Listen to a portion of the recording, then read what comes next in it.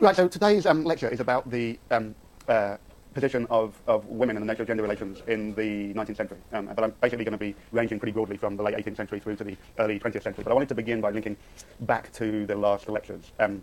On Tuesday, when I was happily seated where you are now, Ryan was talking about the creation of a new type of liberal system of political representation. And what made it specifically liberal, although this was a term that he didn't use, was the standardization of qualifications to vote by property, gender and age, and the attempt to distribute seats proportionately to population, which was in fact never entirely achieved. But there was also, in all of that process, the creation of a new idea of what politics was and how it should be conducted, and by what sort of person. And here I want to say to you that in many ways, just as I was telling you about how liberal political economy created a new idea of a particular type of liberal person, so this new type of liberal political system effectively did the same thing. And that new person was, that the new political system was organized around, was rational, was literate, and had the ability to participate in politics in private. That is, free of the disorder and the corruption that used to characterize the political process. Now, it was a sort of fantasy that was never entirely achieved, but that was the design of the system. And the other important thing to emphasize here is just as liberal political economy was introduced and participated in by both political parties, so this was true of the development of this new political system. So again, when I talk about a liberal system, it's liberal with a small l. I'm not referring to the Liberal Party. I'm talking about a system that is developed by both the Liberal and the Conservative parties as they were at that time. So I say all of this because I want to explain today the peculiar position that women had in this new form of liberalism that was becoming so prevalent in the 19th century. And one of the key elements of the type of liberalism that emerged in the 19th century was its claim to be universally valid, or the fact that these liberal ways of understanding and experience of the world were meant to be universally true. And yet, at the same time, we've seen already that there was also an insistence that some groups weren't quite ready to be part of those universal claims. That some groups, whether it was the poor or the insanitary, or whether it was the underage, or whether it was women when it came to vote, weren't considered to be part of this liberal universe. And this is what historians often refer to as the rule of difference. There's a universal claim, and yet different groups are ruled differently because they're seen to not quite be ready yet for the full liberal settlement. And we could think of that in terms of the poor, the unsanitary, we could think of that about children, we could think of that about colonial subjects. All of these groups were treated very differently. But of course, in a way, a foundational case for the rule of difference was the exclusion of women from many areas of political, social and economic life. So we've already seen that women played a marginal role in the development of enlightened civil society in the 18th century, although we saw that there were some key women intellectuals who participated in those debates. In your reading, you have come across women being involved in the anti-slavery movement and so forth, but generally they were considered to be outside the pale of those developments. And women, we've also seen on Tuesday, were actively excluded from the political process. In 1832 is the first time that the possession of the vote is linked to specifically male persons only.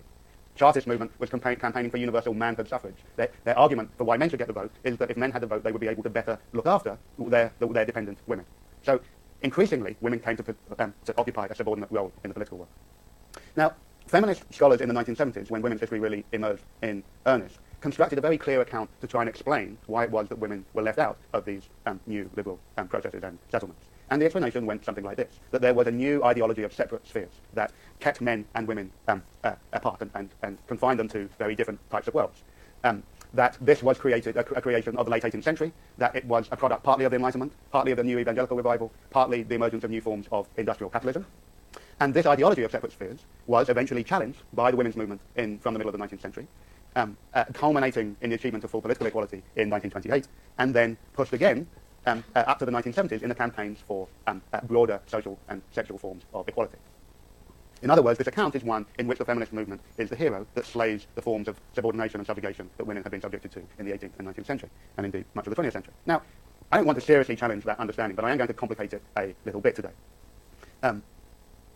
One of the interesting things about the women's movement is it's both a product of the new forms of liberalism that emerged in the 19th century, and yet deeply critical of it. And it's really that relationship that I'm interested in exploring today. In a way, the women's movement shows the way in which liberalism is undermined by its own contradictions, and it explores and tries to aggravate those contradictions. So as we're going to see, women are absolutely at the forefront of showing that the ideology of the separate spheres is just empirically wrong, that many women actually were forced to operate in public and to work because of the new types of economic and social conditions created by liberal political economy. Women are also at the forefront of claiming that the universal claims for equality before the law that liberalism provided were not extended to women, and this provided a way for them to be able to make their claims. So the bottom line of this story that I'm going to be telling you today is that the ideology of separate spheres was exactly that. It was an ideology. It was an ideal. It was an ideal that was effectively never realized. But it was an ideal that left a powerful imprint on the lives of most women. So let's try and spend a little bit of time just trying to figure out what this ideology of separate spheres was. Basically, it was the belief that men and women belonged in different domains, that men belonged in the public domain and that women belonged in the private domain. And the basis of that distinction was that to be active in the public domain required rational thought, rational deliberation, and required independence, to be free of the influence of others, primarily by the possession of property and by income. And women were denied both. Women were considered to be creatures of biology, held prey by their own reproductive functions, and held prey also by their over-active imaginations and the world of sentiments and emotions that they were thought to represent. And of course, as we know, women basically had no independence because they were denied the ability to possess property. So in this world, women should be the obedient servants of their patriarch, which was either their husband or their father. It was a world in which men were seen to be cultured and women were seen to be left as part of the natural world. Now, I don't personally think that what causes this ideology of separate spheres is particularly important. And feminist scholars have spent an awful lot of time trying to argue about when this ideology emerged, because obviously there was an unequal division of gender relations stretching way back before the 18th century, and what caused it. What I think is important is to be able to show that both industrial capitalism, enlightened liberal political theory, and the evangelical revival, all things that we've talked about already, further entrenched this understanding of separate spheres. We don't have to necessarily say that separate spheres was invented in the late 18th century, but I think that we can claim that it's an ideology that becomes increasingly entrenched and consolidated from that period by those developments. Now, women's apparent closeness to the natural world gave them certain virtues that men were thought not to possess. And the chief virtue there was the idea of moral purity. That men fell danger all the time to corruption of the corrupting influences of the public world, whereas women, because they were increasingly residing in the home, were able to express and to safeguard their moral purity. And this provided the perfect environment for the raising of children, which became their primary purpose, and the looking after their men, allowing their men to recuperate from the travails of operating in the public world. And increasingly what we see in the Victorian period is an actual physical separation of the workplace from the home. And that's a very important development that I'll come back to later. Bearing in mind that for many people in the 18th century, there is really no distinction between your workplace and your home. That much of the family would have been involved in household production, and the household was actively producing. Increasingly, we see a separation between the workplace and home. Now, as I've already said, I don't think that this ideology of separate spheres is ever achieved, but it comes closest to its ideal with the Victorian middle classes. There's no question that the Victorian middle classes come to closest resemble the ideology in practice. But it's also the case that it's an ideology that is used by the lower classes to make certain political claims. And so I think it's very significant that the Chartists used the idea that only when men were given full citizenship that they would be able to properly support their wives and children at home, and of course that was a belief that extended in the later 19th century and early 20th century to the labour movement. The trade union movement was predicated upon the idea of defending and creating a male breadwinner's wage, a wage for men that would enable them to create single-income households where the man would support women and children. So let's look at this ideal in practice with the so-called angel in the home of the Victorian middle class. The first thing to say here is that we must remember that women's property became her husband's property at marriage. Okay? If women possessed any property, any wealth at all, it became immediately upon marriage the possession of her husband. So her economic security, women's economic security, was intimately connected to her father and to her husband. And it's no surprise, I think, that this became one of the first targets of feminist reformers in the 1850s, and we'll see that later when they pushed for divorce laws and the revision of the right of married women to hold property. But we shouldn't think that because women were in that deeply dependent position, that they were not active economic actors themselves. Women were actually incredibly busy in family enterprises and businesses during the 18th and 19th centuries. They did accounts often, they ran shops, they operated a sort of front of shop, they did the manual work, and they were used to help catalyse business through marriage. So before the introduction of limited liability and the proliferation of public companies, if you wanted to raise capital to invest in your business, one of the key ways in which that occurred was through the marriage market. You would find another family with a daughter who would come with a dowry, and that money would be invested into the family business, and there would be a union between the two families for the operation of business. Now, as I said, one of the interesting things is how it is that the family businesses become separated from family homes in almost all cases apart from retail shops and pubs, public houses. And it's for this reason that we see the growth of suburban villas beginning to proliferate in the middle of the 19th century. And we'll see that there is an increased separation of the home from the public street.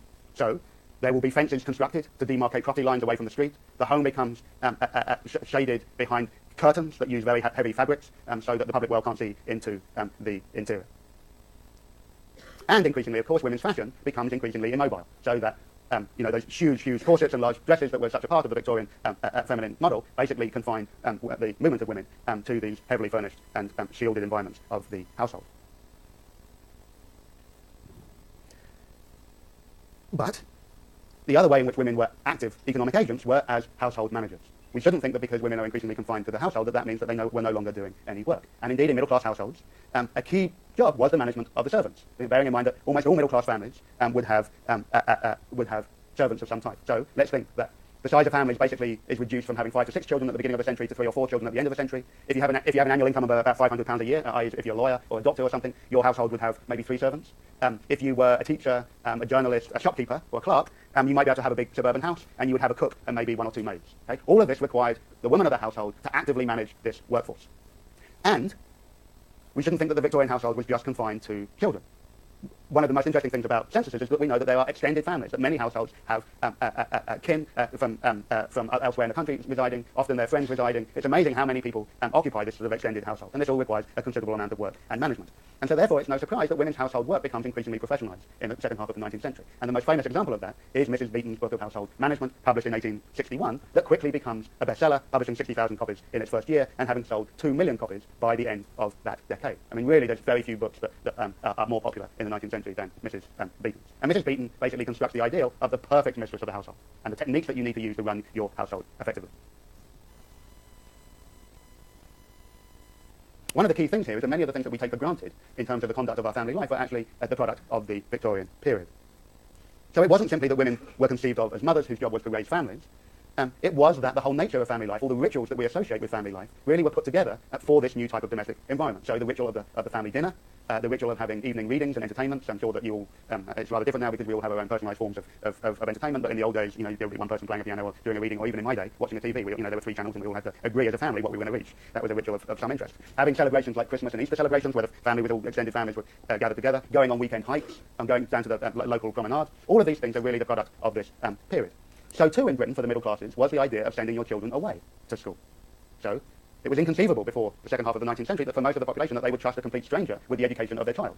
But from the 1860s and 1870s, a new model of private education for the middle classes began to develop, one that promised to make boys into muscular Christians, and boys were sent away to boarding schools for the duration of their childhood, often from an age of sort of 5 or 6, sometimes younger. Girls, meanwhile, would have a governess who would teach them at home, generally. And it's in this time that we have a new understanding of childhood itself. Childhood itself, in a way, in the understanding of childhood as this time of innocence that needed to be protected, where children need to be nurtured and educated, is really, again, the product of this period of time. As I said before, children before this had often been part of household labour and production. They would have drunk alcohol freely, and they would have been sexually active at an age that you would all find absolutely horrifying. So, well, maybe not. Before 1875, the age of consent in Britain was 12 years old, and that was raised to an arguably more acceptable age of 16 in 1885. The last point I wanted to make here is that increasingly motherhood becomes not simply about looking after the children at home and rearing, acting as a good mother for your husband, i.e. looking after your husband. It increasingly takes on a public dimension. And it takes on a public dimension in the context of growing imperial competition with other European powers. So the idea that women should raise healthy children, particularly in the middle classes, where there was a fear that the lower classes were reproducing at a faster rate and therefore deteriorating the nature of Britain's racial stock, became a real priority. And a great deal of attention was put into trying to teach women to be better mothers, to feed their children healthy food, to make sure that they got enough exercise outside, that they were taught the skills that the empire would need for its protection and expansion. So let's now look at the opposite end of the spectrum, which was not the angel in the home, the middle class angel in the home, but the reality for most women in the 19th century, the experience of work outside the home.